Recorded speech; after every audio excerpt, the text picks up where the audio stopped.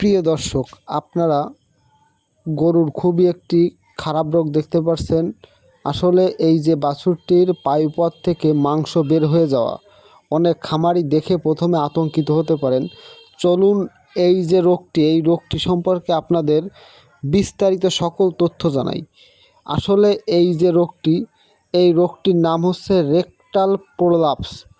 বাছুরের পায়ুপথে লাল মাংস বের হয়ে আসা, এটিকে বলা হয় রেকটাল প্রোলাপস। এটিকে চিনবেন: পায়ুপথের অংশ থেকে লাল মাংস বের হয়ে যাওয়া, ব্যথা বা অস্থিরতা, মলত্যাগের সমস্যা, বসতে না পারা, ঘন ঘন চেষ্টা করা। এর পরবর্তীতে এই রোগের কেন হয় এই সম্পর্কে আপনাদের জানাচ্ছি। এই রোগটি অতিরিক্ত পাতলা পায়খানা বা ডায়রিয়ার কারণে হয়ে থাকে।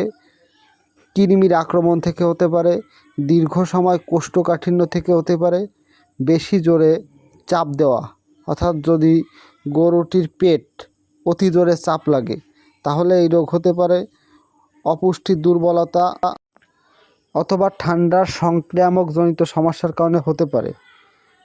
এই রোগের কিছু লক্ষণ রয়েছে, যেমন পায়ুপথে লাল গোলাপি মাংস বের হয়ে যাওয়া, ফুলে যাওয়া, পায়খানা করতে কষ্ট হওয়া বা ঘা হতে পারে, বাছুর অস্থির হয়ে যেতে পারে। আর এই সকল লক্ষণ পেলে দ্রুত আপনার ব্যবস্থা নিতে হবে, কারণ এটি একটি মারাত্মক রোগ অনেক সময় হয়ে দাঁড়াতে পারে। এতে করে আপনার খামারে একটি ক্ষতির সম্মুখীন হয়ে যেতে পারে।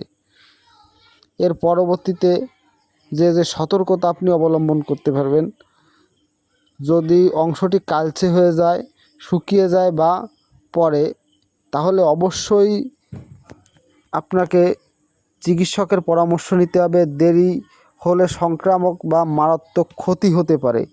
এইগুলো মাথায় রেখে আপনি অবশ্যই এর জন্য ডাক্তারের পরামর্শ নেবেন।